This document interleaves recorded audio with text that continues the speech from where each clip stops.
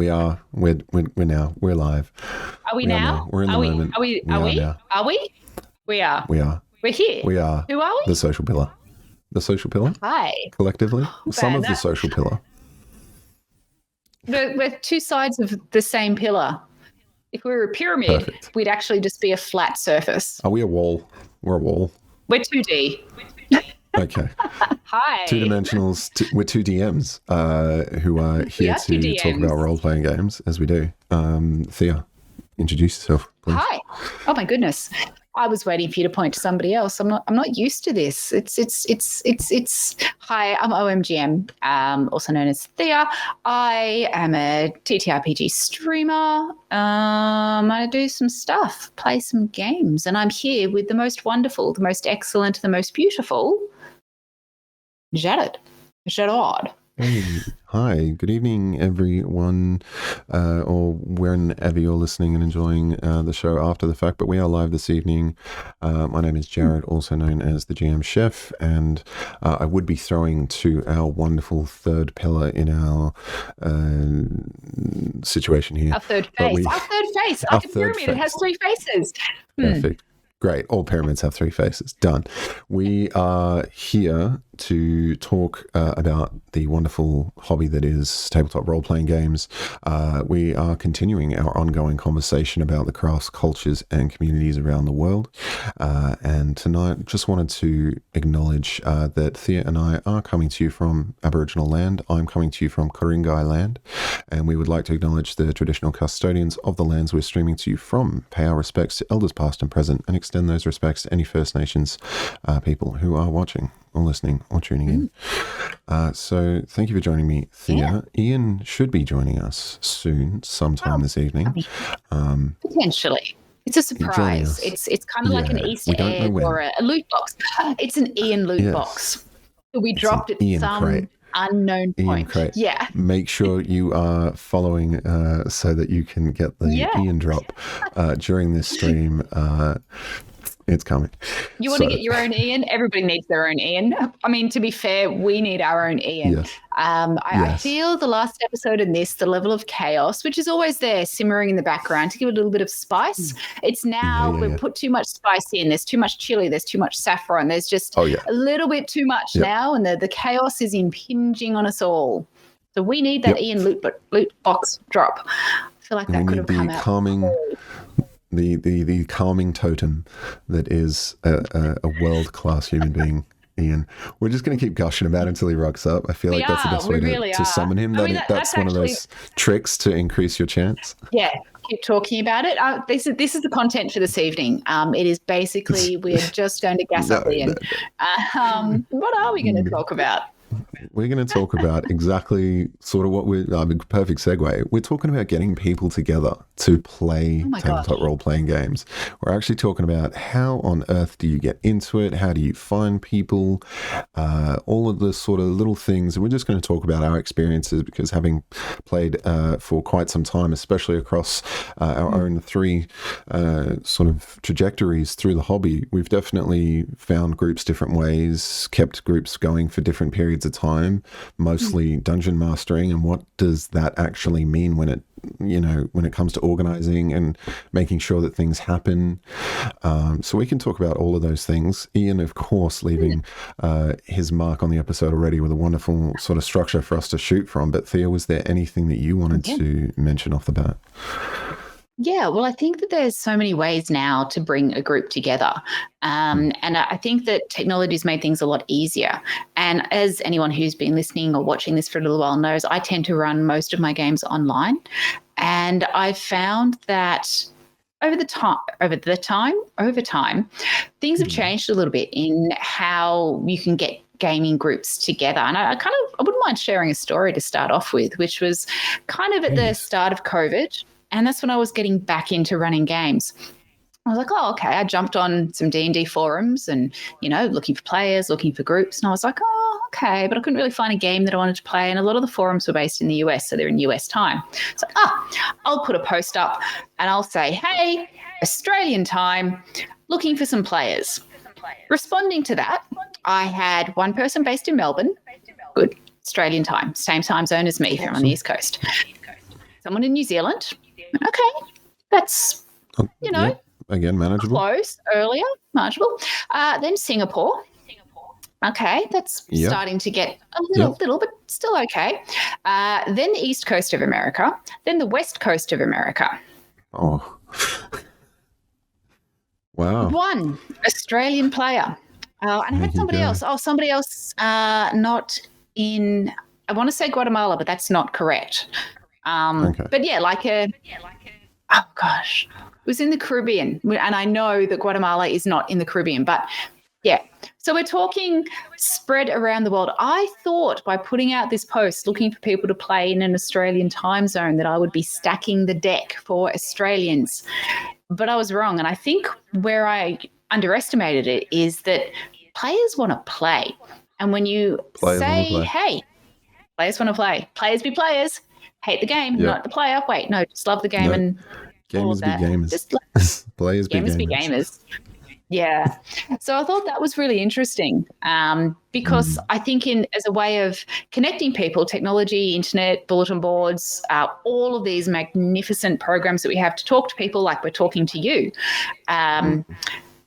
it's great. But it also then it can add another layer of complexity. I've found now through streaming and through having a Discord server that I tend to get more people in Australia, but I still have in my community people on the East Coast of America, the West Coast of America, England, just spread around the world, which I guess kind of really surprised me. Yeah, it's super cool. It's really good, except I feel bad doing accents now because I'm like, somebody has this as a general accent and I'm going to butcher it. Yeah. I play with Scottish, English, and Irish, and some of them live in France. So my defaults are like, I just keep doing different. I mean, I do pretty good accents. So they're not overtly offended. But it's hard because I'll default to their version of it and then it's going to sound wrong to them. So because people have that understanding. I think my default is Valley Girl and French. Those are my two kind of easy accents to fall into. So fortunately, I don't have any French players, but I do have people who are around about California. But we digress. I think, though, it allows, like all of these technologies allow you to connect to people initially. And I think that's that first step of building a gaming group is those initial connections. But I want to talk a bit later when we start talking about maintaining a group. And I'm kind of hinting at that with the difference of time zones, that can become a double-edged sword. But how about you? What are your sort of initial thoughts? I actually have a very, very similar experience. Again, very early on. I think I was playing 4th, maybe early 5th. Roll20 was out, and that has nothing to do with the timeline of D&D per se. But I think 4th or 5th edition D&D, I was really like I started a forum role playing to actually first break into a version of the hobby. So exactly that, knew that there was communities online, and that was play by post. So you would kind of just find out a theme. You'd look for a theme, looking for players. What are their rules? Do they actually have any sort of game mechanics, or is it all just narrative guidance in a way? Most of them didn't have actual specific rules except for how you created your character, what factions you belong to, things like that. And this is everything from sort of, like maybe high school teen drama sort of stuff, all the way to my favorite campaign, which is a post-apocalyptic, and I remember my character so vividly. I won't dive into it, but that's where I first made contact. We should have an episode on that. I've definitely about your favorite character. Yeah. Oh man. Yes, we should. Because your characters are everything. But my first actual group outside of playing with just my few friends that I played was online as well. It was through Roll20 and their ability to search by time zone. And so I just happened to work a job at the time that was morning and afternoons. Great for a gamer because I also worked literally downstairs around the corner from where I lived. So recipe for unhealthy lifestyle, great memories. I played at 12 o'clock on a Wednesday, middle of the week, because of my time zones. I was playing with Americans and it just seemed to work absolutely perfectly. We could play 4 or 5 hour sessions. These guys were hardcore and it was such a great introduction to a regular group that was really passionate, very constructive. So that's again what I think we want to cover as well is sort of, I don't want to get into red flags and dig into that too much, just like I really just want to talk on like, what are the good things you can look out for? How do you know you're in the right place? How do you know a group's right for you? And I think I just want to quickly say this. Any game is not better than no game. I just want to get a little bit of agree with that. A thing out of the way. The amount of online stuff I've seen where people are saying, hey, this group's doing this, I have this problem, all of this. You need to just look out for you sometimes. And if that means removing yourself from a situation that's, I don't want to even go so far as toxic. If it's not right for you, if you're not enjoying yourself, you can find other games. It doesn't mean that one's immediately going to crop up, but you somehow got into a group and not to jump away from getting into the group. We'll touch more on that. But once you're there, please make sure you're comfortable, make sure you're accepted, you're understood, the communication's good, and really try and get to know these people because you're not always going to be able to invite friends and people you know. So, go out and make friends because that's the best thing about this hobby for me. Yeah. And I think we'll talk shortly about, trying to find in-person games and some of the things that we've done with that. Absolutely. But I think that's really important. And you're right. You see a lot of people talking about they're not happy with their group and they don't know what to do. It's like, well, leave the group. But it's easy to say that. And I think as GMs, we can forget sometimes that when we leave the group, there's no more group. Somebody else has to step up. So we have a huge amount of social capital to be able to set those norms. Whereas if you are not running games, if you are a player, I think you can more easily fall into that trap of feeling trapped in a group. It becomes an unhealthy relationship. I'll never find someone a game again. And, we know there's a lot of people who get stuck in unhealthy relationships, friendships, not just romantic relationships, but all of that. So I think that is a very valid feeling. But I agree with you. I think it is really important that people can feel comfortable to leave a group because, you'll find others, whether it's online, whether it's play by post, or in person. And almost as if I planned the segue, finding games in person. Now, I've probably gone the traditional route by finding in-person games by playing at game stores. And that was my first. It's my first choice. Find a game store near you. Yeah, which can be hard. I remember when I was initially looking around, again, starting to come out of COVID, everything was opening up again. And I was like, I might like to DM in person. And again, being a DM, you have that level of kind of, I'm going to call it social capital because you're bringing something to the table. Literally, you're bringing the story to the table. But it's still to find a game store. I actually struggled, and depending on what area you're in, you might not. I was lucky. I was able to find one probably about half an hour from where I live by car. If I didn't have a car, that would be tricky. And I had players who were catching the train. Fortunately, it was near a train station to come play at the store. We had kids and their parents were bringing them. So I think that can be, if you're not already linked into a game store, sometimes that can be a little tricky as well. But what are some of your experiences with in-person games? Yeah, for sure. If you are fortunate enough to have a game store near you, because for the longest time, I remember when I first purchased my first D&D product, the 4th edition Player's Handbook, that was my game store, but it's just a shop in a mall. It's not a store with a play space. So Games Paradise wasn't much of a paradise for me, unfortunately, near me. Where I got my first dice was Games Paradise in the city, I believe, though. So, alas, that was where I found the product. That's where I, got to engage with the actual role-playing game product before, just buying it online or anything like that. Not sure if it was right for me. And when I did pick that up, I knew it was something I really wanted to dive into. Immediately reached out to friends, and then through again at just some point in the trajectory of my participation here, I had to find an in-person group that wasn't going to be my friends because very early on, again, there was travel and it was only two people maybe who were interested and someone not so committed. So you try with your immediate network first. And then I did reach up on like Meetup or one of these websites where it's just, like it's probably not even really a thing now with the amount of Facebook and social media and all of that. But yeah, just like meetup.com or whatever it was, just looking, and there was two potential ones. One was played in a church closer to the friend, strangely enough, and one was in Manly near me on the northern beaches. So I went to someone's house.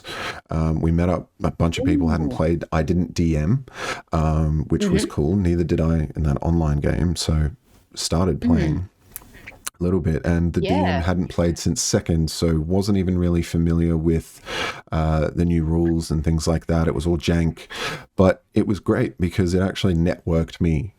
And even though that game fell through some few months later, it networked me with someone who used to work with Wizards of the Coast and is very embedded in the hobby, not specifically D&D, Magic the Gathering. And they invited me to the opening of my now local friendly game store. I've been there since their day of opening, since their inception. I have ran an online game. I was actually introduced to run a game for stream as a paid gig. So this is the first time I was being paid to run. So this is also after I was playing at Chatswood in my Curse of Strahd saga. But because I was in touch with that person, they thought of me, and the first time I ever got paid was live streamed to 400 people on someone's channel. And it was a blast. And now I'm so part of that community in that store, and it's grown into so much more.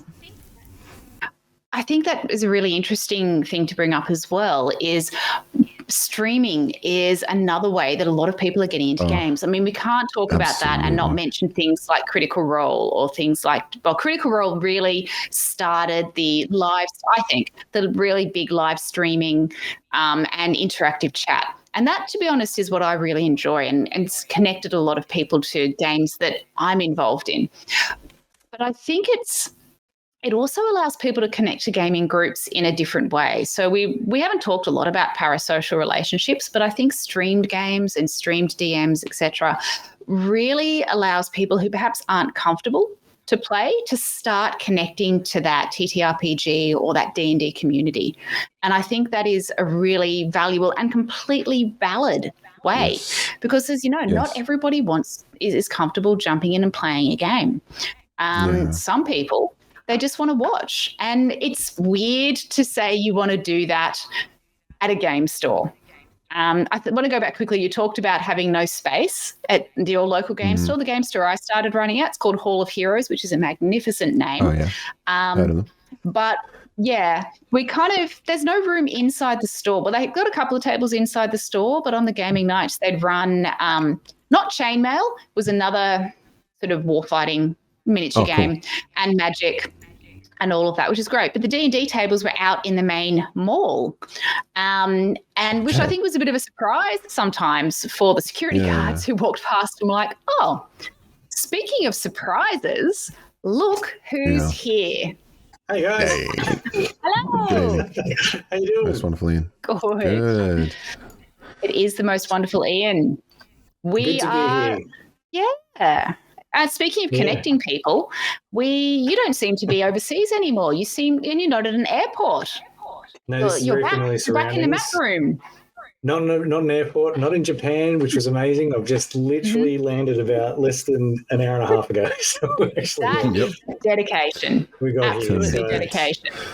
Good to see you, but let's keep going with the conversation. I think this is probably best as well. Amazing. I heard you were talking about connecting online and the value of that. I think is absolutely agree. The whole thing with Critical Role, I think you pointed out, was that there's a lot of people who just like to experience and watch the game before to learn about it and how to play it as well. I think it's a wonderful place to start learning how to play the game. So, I mean, I think but both of you have more experience with that than I have. I mean, I've had groups of my own that I run on games, but not introducing new groups. What's that like, do you think, or what's your experience for introducing new players through the online experience? I think it's something that's really valuable because a lot of people do have a lot of their connections online now. And one of the things probably one of the reasons I really enjoy streaming my games is the community that you start to build. So what you're able to do by, I guess, broadcasting your games to a wider audience even if that might just be 3 people watching the stream, it's an audience. But it allows you to build this community and connect people beyond just having the game itself. And I remember with the server that I've set up with my players, that when we finished a game once and I said, I'm tired, I've got to go, you all have a great night. And they stayed chatting to each other for like an hour afterwards. And when you run a server, everyone knows that you can see who's still chatting. And I was so happy because they were like, amazing. It wasn't, I didn't have to be, they must be part of the game. I was like, oh, they're friends and they're chatting. And I was so excited because I think that is something that I don't know if that happened in the days when almost all games were in person. And maybe they did. Maybe I'm just an introvert. That's very possible now that I think about it and say it out loud. But I know the social aspect was really big when you'd have your friends over and, play at your house or play at a game store. But that aspect of being able to have the broader community involved, I don't think was there as much. It would have been weird to have a game at a game store and then have a whole bunch of strangers watching you and chatting afterwards. Whereas even though structurally that is exactly what happens when you stream a game and have people chatting in your whatever server you're using afterwards, it's a great community. But, yeah, what do you guys think about that? Sort of those broader community questions. How about you, Joe? What's your experience with that? Oh, yeah. I mean, pretty much exactly where I was leaving off was the fact that I had sort of just tried to get an in-person game and play the game. Meant that I was involved in a very small community, a small group that had one person who led to me getting introduced to the owner of a game store and just running my games there, running multiple. I've come and gone, and it's just a wonderful community alone there. That opened up my introduction to the Dice Stormers because I just happened to be in the store one day and one of them was in there buying Magic cards. So just, slowly and slowly. And then when I was playing my Curse of Strahd campaign, absolutely. When you just get into it long enough, and again, there's introvert, extrovert, there's people who like to network and have a huge group of friends. That's each to their own. It just meant that it was this snowball effect to the point where we're all part of a wonderful local convention. We run for CollectorCon, we run for Comic-Con, it's conceptualizing, but I really, really do want to run a dedicated D&D event. I'm hoping really soon. But with obviously the Social Pillar Project, we do need to keep this up as well. So I'm slowly wanting to make a dedicated event because I've been part of CrowCon for 2 years. That was wonderful. So because of being at Good Games in Chatswood, the person who was the Australian Adventurers League organizer wanted to do his own convention, and it's just been wonderful. It's just been so wonderful to be involved, and you do get that with more and more people. I think so too. The convention circuit, I think, is a really great way for people to start because it is open. You can watch in a way that you couldn't do in a game store, I think, because a game store can be good, but it can be a bit, I think.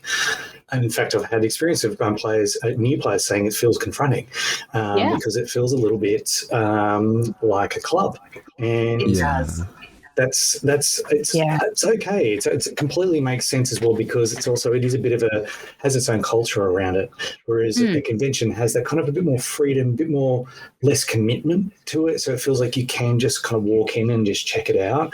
And I think that's a really great way for anyone who's trying to break in terms of the live action, the table talk, role playing, tabletop, to be able to see it in person live and watch that, which is why I think it's handy if you do have conventions that do have dedicated like to a particular game or an exhibition game of some kind where it can be a lot of fun.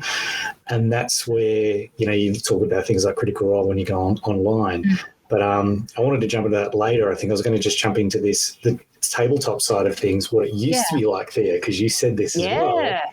I remember game stores, it was confronting. I remember mainly I played with friends, and that was like, it's literally because we happened to be interested and started talking about it and talking about fantasy games. So we just tried it. Back in the day, there were very few game stores. There was none. There's like bookstores that happen to sell the D&D books if you're lucky, or you get it mail order. And it's because we created our own kind of cultural group. So that's changed. We have stores now. You have online groups that you can engage with. But I'd probably say conventions are a really great way to engage now more than ever, because it's a bit freeing, a bit more, you can sort of stand back a little bit and just have that the less commitment side of it. And you could meet people who are running games actually at that point, or can direct you to places to go. So that's been good. Yeah. I'm glad that there are now also that it's becoming a little bit more mainstream in terms of organisations picking it up. So I've happened to work with, and I can, it's really great that I can actually promote them as well from the past people, groups I've worked with. So I've worked with Penrith Library, and there are a number of libraries who also operate to try and introduce not just kids to engage in role-playing games, but the social aspect of it, so they get to talk. And they get a safe space to do it every week if they wanted to. Have you guys had that experience? Actually, I know you have, actually. What's your experience been like of that? I actually want to jump in around that safe space, because I think we've kind of been skirting around it, is that going to a game store, some of those things, if you're a minority group or a female, that actually may not be safe. And not just that psychological safety, which we've talked about many times, but actual real life safety. If you are playing a game and I'm not saying that, people who identify as male are not at risk, but there is a higher risk. If I'm going to a game store and I've got to walk through the streets at midnight when I finish the game alone, that's a risk. Or even going to the game store and I'll walk in and it's a whole bunch of guys or male appearing people. That can put a lot of people off. I know it's becoming far more accepting, but I think that it's, even now, like you look at gaming, it is, in my experience, it's still dominated by particular groups. And not that any of the groups that I play with are at all exclusive or excluding of people, but it's perception. And I can imagine as a new player walking in and seeing that, going, this isn't for me. So I think that that's something that I've seen some groups on Facebook, and I've seen groups on other social medias that are very overtly, hey, we want to welcome, we're all inclusive. This is a women's group. This is a trans. This is an LGBTQI safe group. And I think that's really important. But I think that's a harder thing to do in person. Absolutely. I think it can be harder to broach. Yeah. I think it can. It's unless you're literally going out of your way to say, this is what we do. This is something here. We're trying to invite people to come across this. I think you're right, because we've got online, you can involve in things like Facebook groups, like say Dungeons and Dragons New South Wales, Dungeons and Dragons Australia, to be able to engage those with groups and who people saying, we're looking for groups to play with, or I'm a DM and I'm looking to run a game in this location. I know there is an unconscious bias that comes into that people will think these are probably white Australian or white people who are saying this as well, or white male groups as well, because we can't see them, but there's that unconscious, that's where it comes from, unless you literally have to spell it out. And to actually label it, and there's groups like Dungeons and Diversity and all that, which I love. But I think that's, so I think that is more difficult. I want to go with safe spaces though, because libraries are safe spaces. And I've spoken to a number of librarians who they feel really strongly that, libraries are where people go who maybe are a little bit quieter, who don't feel as comfortable in that incredibly loud and bright colours and out there kind of world. People want to go to a library, and it is safe. And people who I know work at the libraries that I run games at make a real effort to make that comfortable for people. And they advertise as well. With libraries, you also have to have working with children checks and stuff. Like you do have, there's a little bit of vetting. There's what we've touched on with the professional GMing side of it. Libraries are also likely to be compensating the GM for their time. I mean, in today's age, it should be done if they're providing entertainment for a few hours, of course. But there is there is a screening process. They have to meet you beforehand. You have to have a working with children check. So it's just straight stuff. Whereas at a game store, you don't know what you're getting into. It is far more Wild West. And also where I just met with some people at someone's house on Meetup. I know when you said that, I was immediately... I'm a fairly confident woman, and I'm also fairly tall. I am not a small human being. Check out the guns. Exactly. But even the idea of going to someone's house, I was like, oh no. I wouldn't go alone into a stranger's house. No, I never do that without even when I've been looking for places to move, when I've ran many games out in Emu Plains and Blacktown as client games, whenever I've done that, I always tell someone where I'm going. It's just one of my rules of life, and it's stuck with me, and kudos to my parents for making me do that, because I used to go to raves when I was 16. So all they ever wanted to know is, am I okay? And where am I? And where am I going to be in an hour's time? Like, it's so not hard. So yes, be safe if you are venturing forth into the world on your own grand adventure. The safety issue, I think, comes up in this day and age. I mean, like growing up in X generation lives where, your parents expect you to stay out until dinner time comes up. It was a whole different world. So it's like now the levels of expectation are high. I'm really glad you talked about, we followed up with the safety of libraries, because there is a link to generally local government there. So there's a certain level of safety people automatically expect to get from this kind of public institution. And you need to have organisations that have built that kind of respect around it for people to feel that kind of safety. I know I mentioned earlier this year, I was fortunate to be able to work with a group called Headspace. And so because they're also working with kids at risk and kids who have social anxieties, and also are working with helping build their mental health. And because of that, they know that's a space that builds and supports that. So when they're running a game, specifically a Dungeons and Dragons introductory game for kids who are keen to engage that way, it's automatically raises levels of sense of safety expectations. I know I was vetted when I went through there to go through what was required. I wanted to raise my game, and no pun intended, just the level of professionalism around this to ensure that they knew not only was it going to be a safe space, but they were going to get what they were really expecting in terms of really engaging, fun place, and an intro to a game that they want to continue for themselves. So I think, because we've talked about this before, about what is that level of expectation around who runs a game and how that comes about. That's an expectation I think people are getting more and more expectant of, in fact, I think. And I think some of the role models we have in gaming are really very overtly setting that. And that's why I'm very grateful to some of the sort of the DMs that in that broadcast world, in that kind of entertainment, people like Johnny Chiodini, Brennan Lee Mulligan, Matthew Mercer, all at Bria Iyengar. They're very respectful, they are very kind, and they're very overt about doing that. And they're very overt about the safety of their players and themselves. And I think that sets a really lovely expectation that kind of goes back to the point we talked about before, is don't feel stuck with a group if it's not a good fit. I think sometimes when it was less...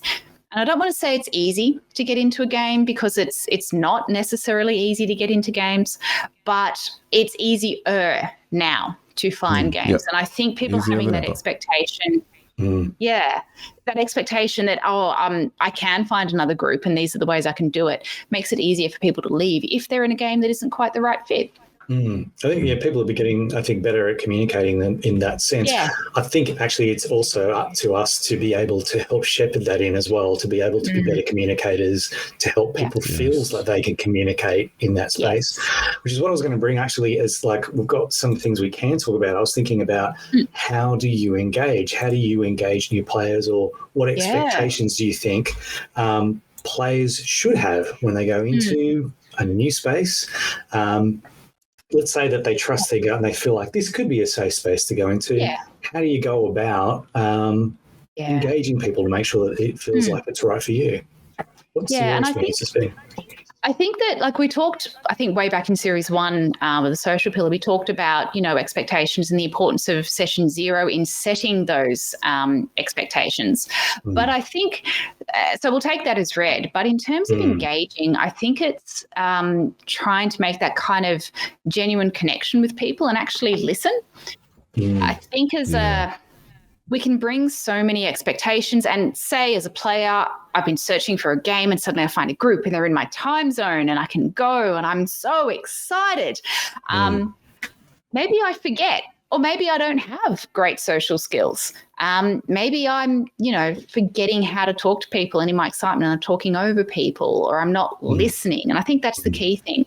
When I get excited, I sometimes forget to listen. And I'm sure I'm not the only person that does that. Me too. Yeah. That's a good point. It's actually picking up social cues is part of the whole playing of this game too. Yeah. It's very much about building on that. I think that it is a good expectation, I think, to go in to feel like that you're going to be listened to is one part of it. But at the same time, knowing you're part of a group, I think it's so good if you go into a game and checking with whoever the games master is and the other players, saying, what's it like in terms of people listening to each other? Like, how much of a say does each person have? Is this very much like everyone gets a bit of a go kind of like game, because of that really makes it feel like a safe space, but also a welcoming space that you can communicate and you can raise issues at points. Can I say like, hey, look, I feel uncomfortable about this certain point or whatever it is. Yeah. How does that get dealt with, kind of thing? So I think they're kind of good expectations to go in. Yeah. It's an interesting point that comes on in chat that Stevie's brought up, talking about having a recurring group of players can promote people to sort of stick with groups.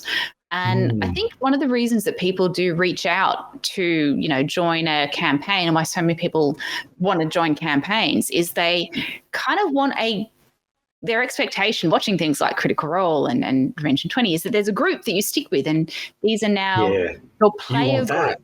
Yeah, you want that as well. You don't just want people to play with. You want those relationships that you have seen. And I think that, again, I play a lot online and have deliberately set up my games that people can come and go. And that reflects on the way that I prefer to interact with people.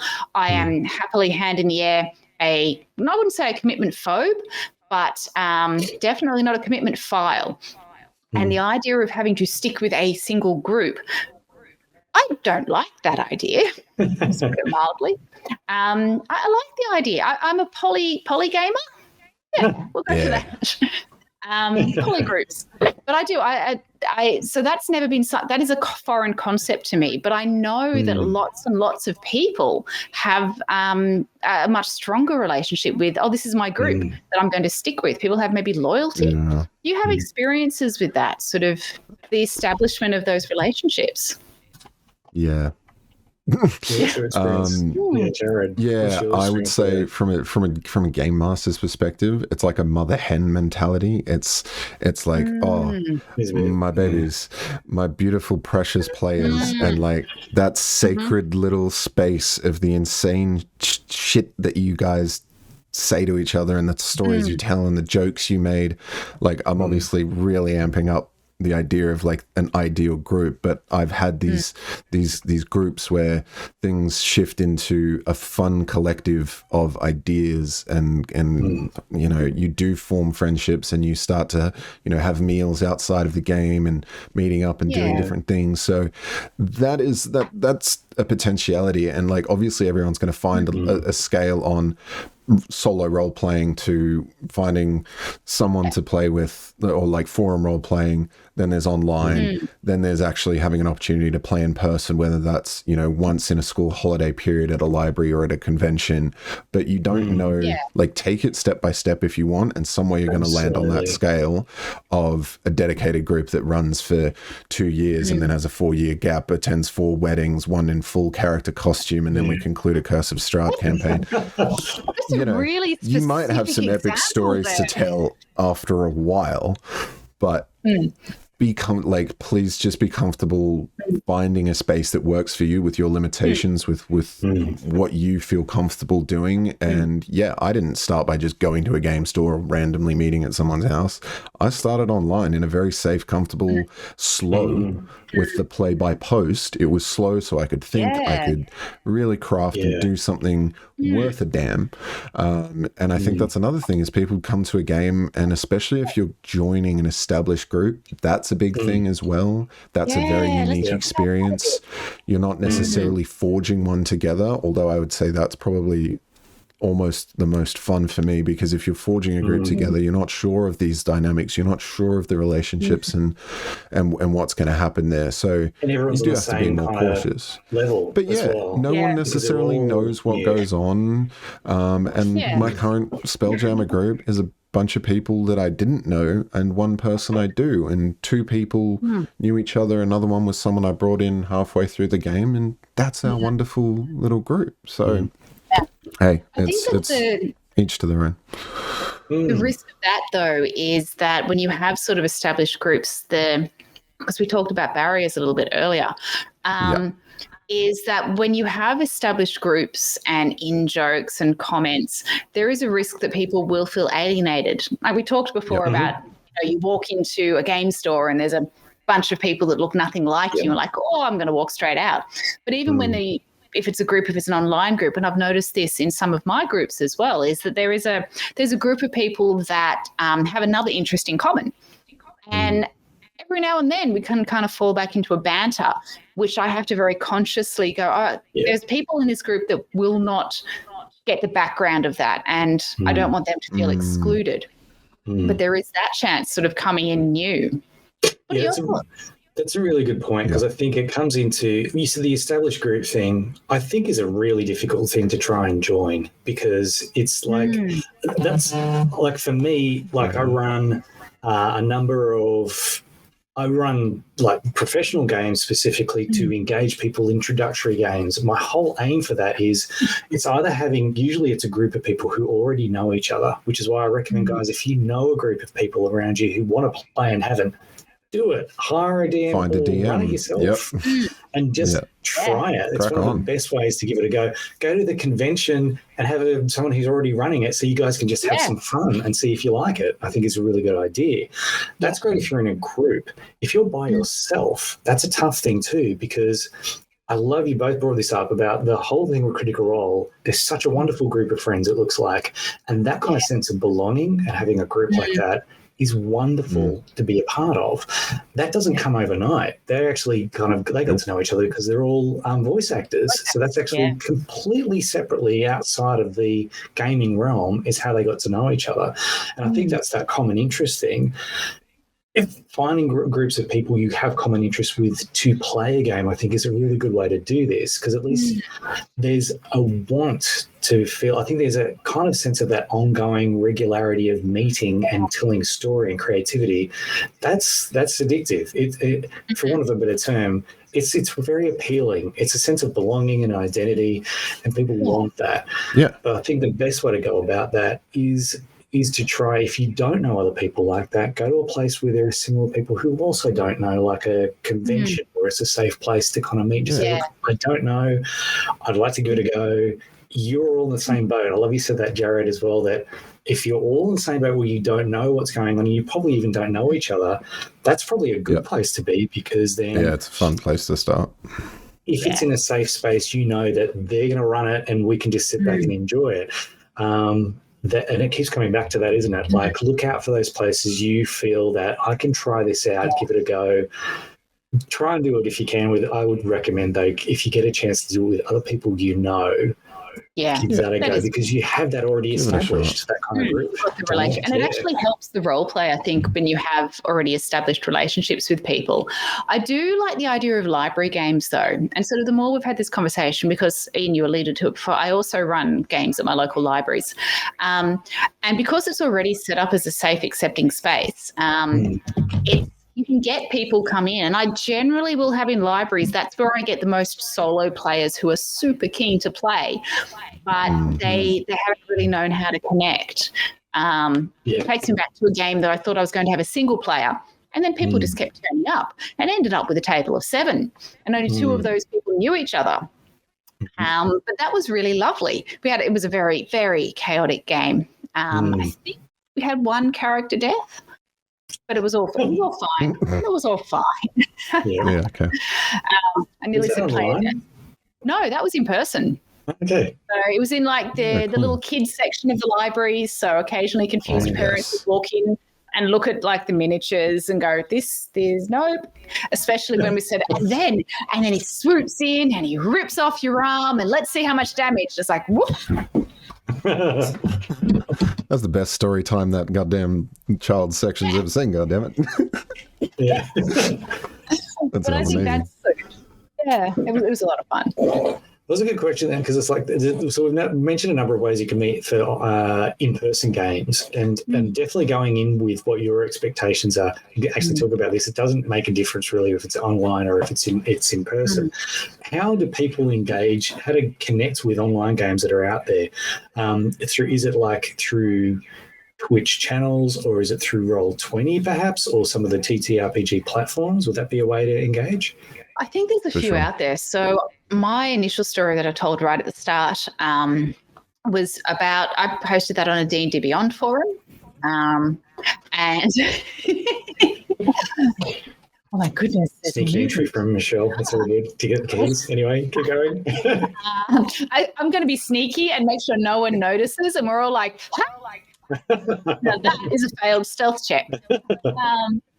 But I think so these forums are really useful. So I think there's things like D&D Beyond, there's Facebook. Roll20, as Jared mentioned earlier, is really useful because you can search by time zone, which is nice. I mean, you'll still have scheduling issues, let's be honest. That's the ultimate you could all thing. be spaced within half an hour of each other. We need to do a session. We need to do a chat on just scheduling. That's a whole other thing. Yeah. Oh my God. Scheduling and time zones. But I know that there's a lot of Facebook groups. Twitch, I think, is really lovely for people who want to get in from like a safe. I want to, connect to community and the function more than anything. Yeah, to observe and lurk. Yeah. I mean, lurking is a really well-established, completely accepted thing that people can do on Twitch. You can jump into a stream and you don't have to say a word. You can just sit there and watch what's going on, and that's fine. And the other good thing I noticed, to do at the end of the day anyway, just like it's like I don't want to engage directly, but I can just watch. Yeah. I just want to be like part of with people, but I don't want to have to like wear pants and talk to them. Yeah. I mean it's passive versus engaging entertainment. It's your choice of entertainment. Like I don't like to run D&D. I mean, I have run D&D 12 nights in a row during pandemic for various different groups. It was just insane. But that was like scraping my knee. Like it was a big wake up call. It was like, right, you've pushed yourself. You know, like I've fallen off my bicycle. I've hurt myself. I've gone, right, that was a bit too wild. I quickly got a check-in and I realized that I need I like to do online gaming. I'm a PC gamer first and foremost as well. So that recharges me when I feel like I need a recharge. D&D recharges me in a social way. Have a bit of variety as well. Don't let it consume you either, because then it becomes also a little less special. So but I can see the appeal of having a campaign from the story side of things and from the right way to do it and the overall experience. One-shots are invaluable.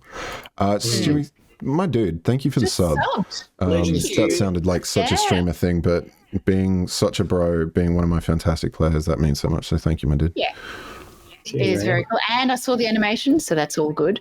Hey. But I think so it's what we're talking about, like engaging, and I know we're starting to come to the end of our time, is that the message that I'm hearing from the discussions that we're having is that don't lock yourself into an expectation of what joining a game needs to be. You don't need to find this group of people who you're going to stick with for the next 10 years and meet every Thursday night. You can connect to people, from one end of the spectrum. You can jump on Twitch and you can have an occasional chat. You can sub if you want to. Now I sound like a typical streamer. Oh, and if you happen to be watching this on YouTube, don't forget to like and subscribe. But that's a valid engagement through to jumping into games, jumping into Play by Post, jumping into a online game that someone's running, through to deciding that you want to go and check out a convention, maybe see what your local library's advertising, and then maybe, as Jared said, going to someone's house after arranging on Meetup, and letting people know where you are. Yeah, maybe not first. Just get on Craigslist. What could possibly go wrong? Oh my gosh, that could be such an amazing comedy series. Craigslist we can do a skit. D&D. Or just the guy, the new player. Yeah. Oh boy, I'm really excited to go play D&D. Oh, let me just look on Craigslist, see if there's any groups online. Oh boy. Oh my goodness. I'm writing that down because I think when we get into our dramatic... We have an announcement. We're getting into sketch comedy. Why not? We are. We are. Hey. We can do some fun stuff. Please, you miss things. Yeah, you got to turn up to be part of it. This is it. Welcome back in. Be there to decide. But on that, I think it's really interesting, that whole thing of the building of healthy relationships through role-playing games is absolutely something that can happen. And you can do that. It's step by step. It's like, either if you've got a group that you're engaged with, you already have a group of friends, a friendship group already that you start playing with, you've got that established, which is really great, and you've got that sense of belonging. If you're going out to look for that kind of thing, no, it's the same as trying to engage like friendship groups anywhere. It takes time, and it's like, like start small, start simple, have expectations of like, well, this is the kind of respect. I think that's an important thing that I would expect when we come to meet people, but also have that kind of openness to see, well, what are their expectations, and open. I think the best groups, if you've got a gut feeling that you know that you're being heard and that people hear you as well, is a really good place to start. So it's like step by step, build on that, communicate, I think is so key, isn't it? It's like whether it's online or in person, try to build those relationships in person, I think build those relationships ongoing, step by step, I think is key. Yeah. Yeah. And have that kind of the expectation to be treated with respect as well. Absolutely. Yeah. And of safety. Yeah. You can expect to be safe. Yeah. Absolutely. Yeah. It's unfortunate we have to say a lot of this, I feel, but it does come so naturally to us. We are such a healthy mindset sort of group. All three of us really like to take care of ourselves, take care of each other. I know that is just immediately extended to intimate social groups like a role-playing group, and I welcome new players into my groups. I like just throwing a bunch of people together, playing at conventions, doing all that sort of stuff for streams and things. It's great fun because you get to meet someone in a not so serious way. They get to just you get to see a side of them that's new and interesting. And I, again, as the mother hen sort of mentality, I love that I, have conversations with people like yourselves to make sure that we're on the level when it comes to having high expectations for how you run your game. And we are running out of time, but we did sort of vaguely touch on game master's responsibilities. Again, if you don't show up, the game doesn't run. So you're making the DM is making a huge commitment. You need to obviously respect everybody else's time. So you're generally defaulted to the scheduler and the organizer. You're also seemingly in charge of the social dynamic, or like Thea was saying, you have a lot of social credit and a lot of sort of influence on how and when and where things happen, because people need you to run the game. And that's not to say that they can't just go and make another game, which I've seen on some Reddit horror stories, because that does happen. But you are in control of how healthy your group is more than anyone else. So I know that this episode has been focused on newer players especially, but for anyone who's out there just tuning in and listening, no matter where you are, this should just be common practice now. We need to have safe, healthy, encouraging, supporting, fun, engaging, dynamic, expressive, wide variety of people groups. Honest, respectful, and variety of people and personalities and everyone. It's so perfect. So and I think do it. The last little thing I'd say, just to pick up on that as well before we sort of wrap, I think it's also understanding the kind of game you want to play. Yeah. So it's okay to be the person that just wants to play D&D and you just want combat encounters and you're not really interested in role playing. You just want to do that because that's what you love about the game. Then that's the kind of group you want to connect with. 100%, that's fine. If you're really heavily into role play, you want to connect with that group. That reminded me of something on that note. Sorry for interrupting, but it did. Another place to engage with people, to find out different styles of gaming. Discord is a fantastic place with many communities. And I know a good mate of mine, I hope we can get as a guest one day, Steve Grodzicki. He's written his own game. We grew up playing D&D together as a social group, as a friendship group that we started playing because we were a friendship group. And so we played that for many years. He's written his own game because he much more enjoys that old school diving into a dungeon, finding like random encounters, treasure, all this kind of stuff, a little bit grimdark, all that kind of thing where magic does crazy things to you.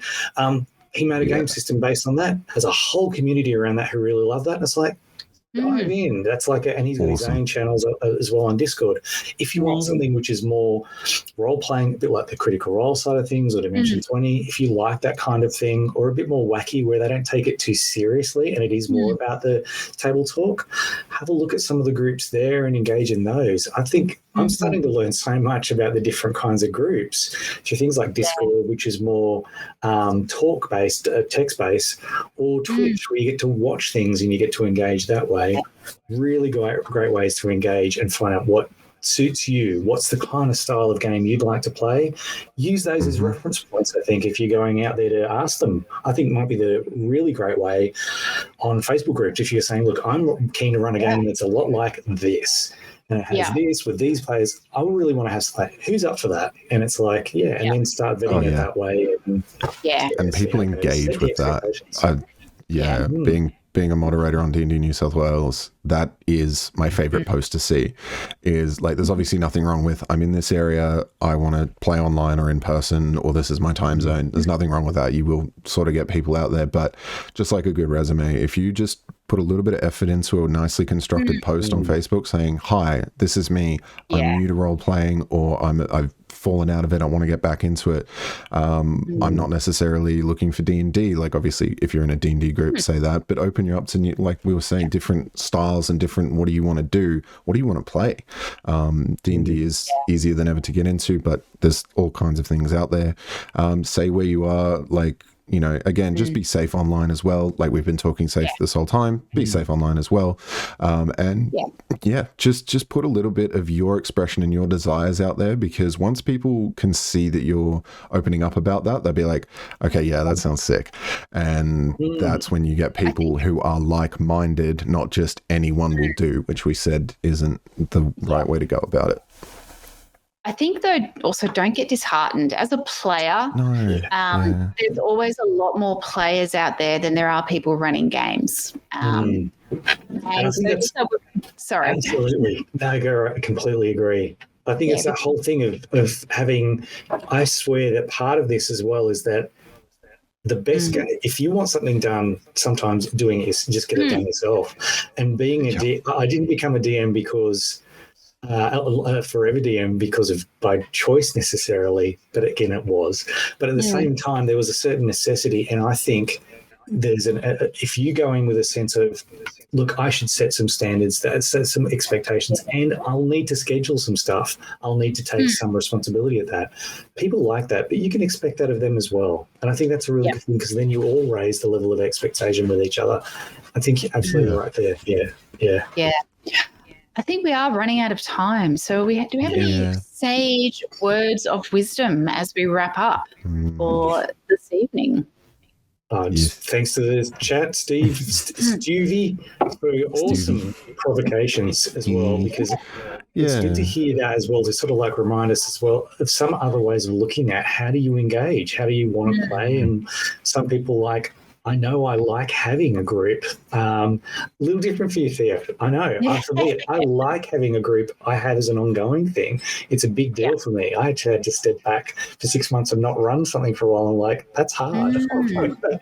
But it's also a good thing too. So it's like you both said this.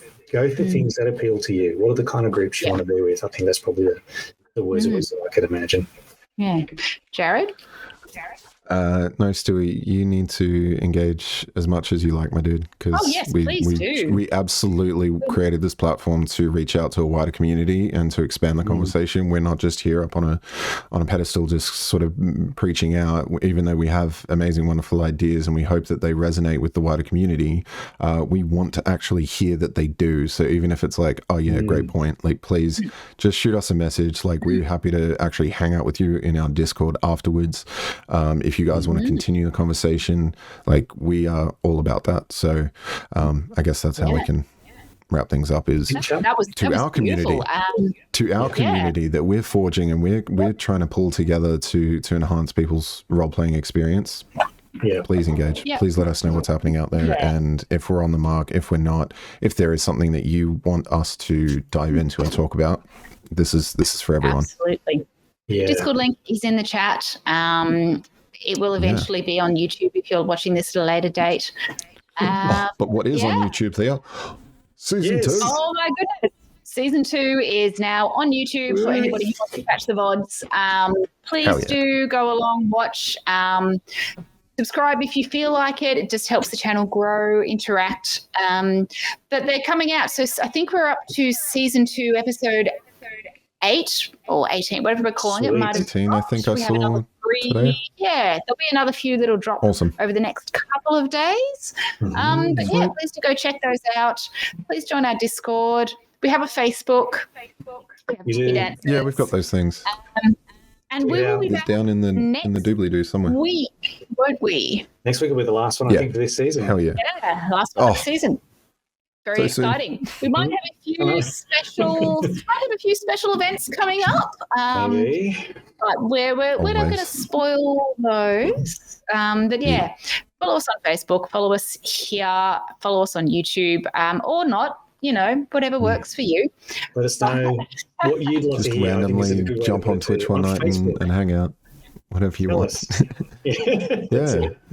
But yeah, thank you everyone for listening. Thank you to these two beautiful human beings who have joined us, especially Ian rushing from the airport to arrive. What a legend. What a weapon. But we might wrap up. Does that work for you guys? Amazing. Take us out, people. It's been a pleasure. Alrighty. Good night. Thank you everyone for tuning in. We will see you. See you soon. See you next week. Thank you. Bye. Bye.